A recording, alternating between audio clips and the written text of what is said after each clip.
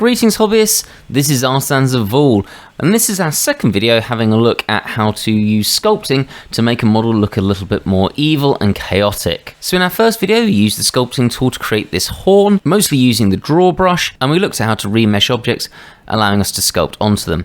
If you haven't watched that video, the link is in the description and I suggest you check that one out first. And the model we are using is from this Akwafell Auxilia Kickstater, who are the sponsors of this video. It was really nice to see this got funded within the first couple of hours of it being there, and we're using this Flotilla Commander model, which is just here, and it is available free at the link at the bottom of this Kickstarter. And since I did that last video, a few extra things have been added that I just thought I'd show you.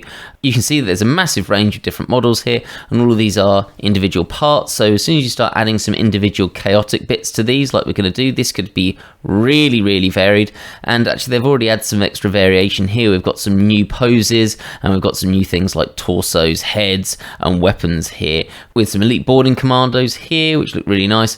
And my favorite one is this guy with a flamer here for this special weapons team. He just looks awesome. Again, you can see there's a wide range of varieties of helmets and things for you to choose from, and there's even a command section here, again with some more variations of helmets and weapons for you to choose from. So a really nice way to make a very customized force, maybe using something a little Imperial Guardish, or maybe even I was thinking with the really cool Deep Water Mutants, something like Genestealer Cult, so something really fun there.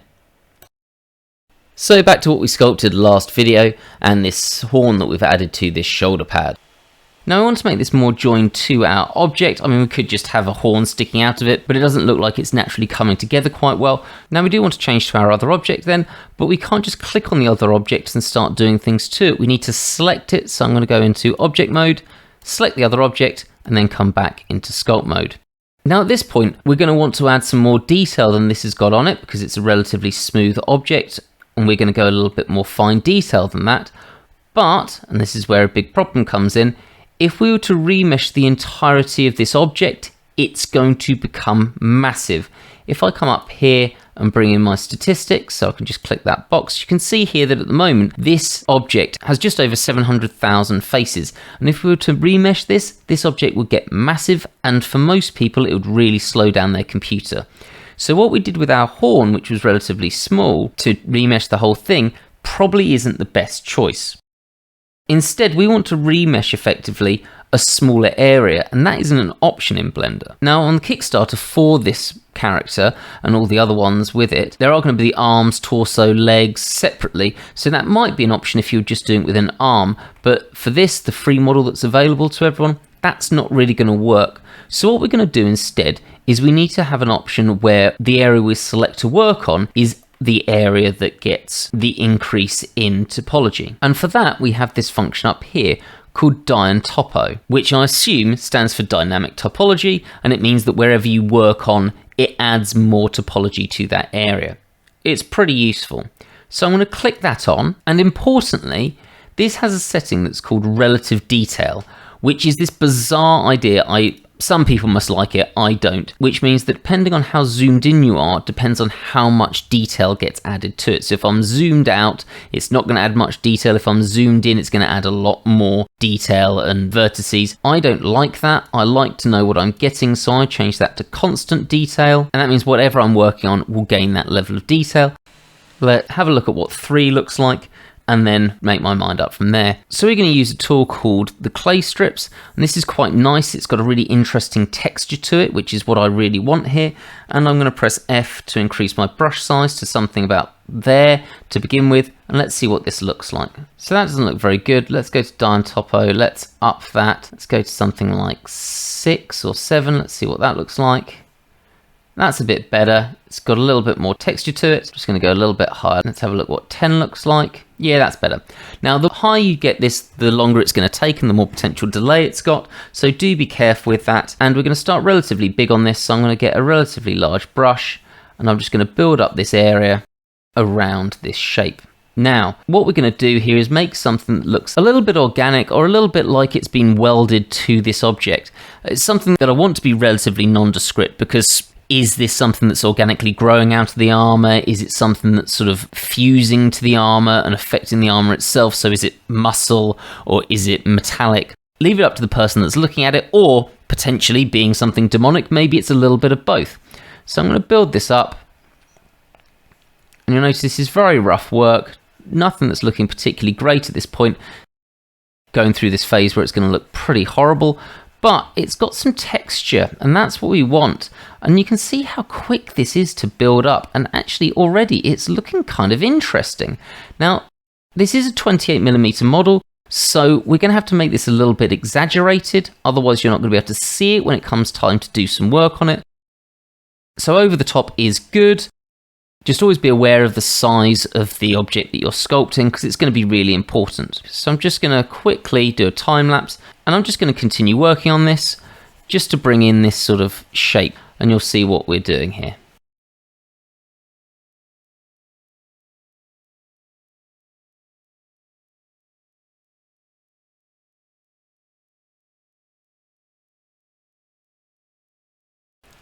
Okay, so at this point we've got this basic shape.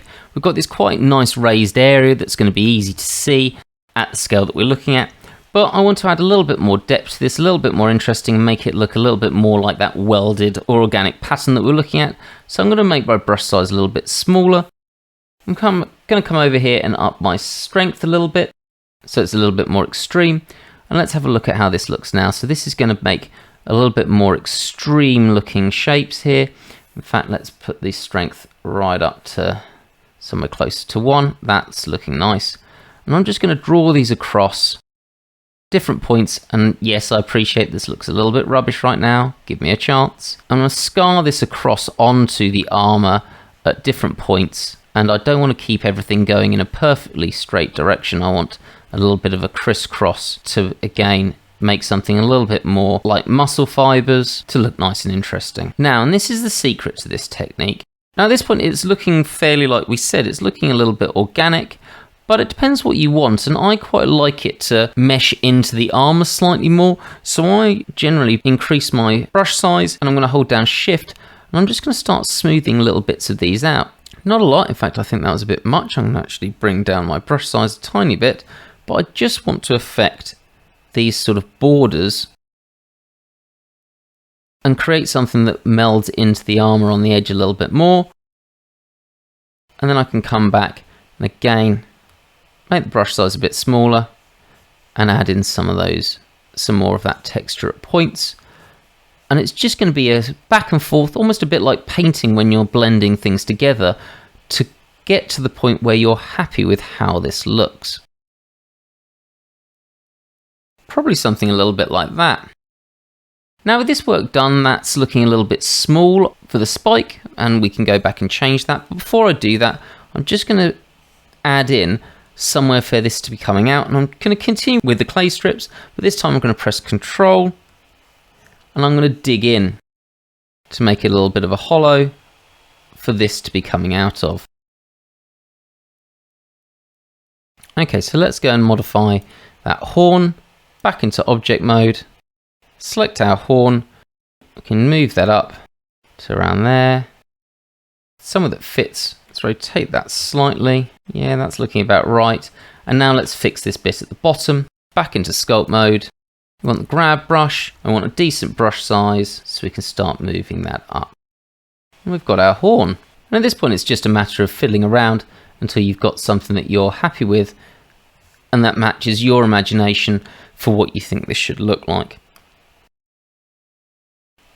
And then let's have the most texture towards where the horn is, as that's the source of this sort of corruption. And there we go, that's our first of our horns. So I'm just going to add in a couple more here. I think maybe 3 would be quite good. Maybe one here and one towards the back, just to finish that look off. While this is playing through, I should say that I have been using a graphics tablet for this. It does make your sculpting a lot easier. I recently upgraded to a Wacom Cintiq 16, which has been really nice, but you can pick these up relatively cheaply on places like Amazon. My original one was by a company called Veek, and it served me perfectly well for a number of years, so I'll put a link to that in the description. I should mention these are affiliate links, so I think I get like half a penny or something if you use it, but it's a nice way of supporting the channel and it doesn't cost you anything extra. If you are interested in any of those products, please do check them out.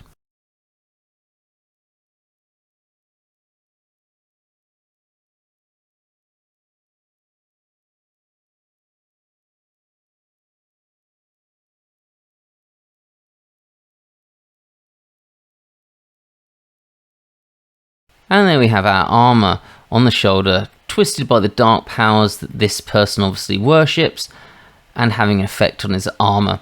And we could obviously add those in elsewhere as well, but in our next video we're going to have a look at something slightly different, whereas instead of the armor being twisted, we're going to have a look at how to make it look like the person underneath it is being shaped by the dark powers, and this is then pushing out and penetrating through his armor. So we're going to use some very similar techniques, but introduce a couple more of the brush types to give a different effect. As always, I hope you found this video useful. Please do go and check out that Kickstarter. It's really got some nice models on it. As I say, the ogre model especially is something that really takes my fancy. And once you realise that these Kickstarters, if they're being offered as something that you can modify yourself, are a great starting place to add your own individual ideas, it's a really good opportunity to get something that looks a bit different to the standard infantry that you find out there.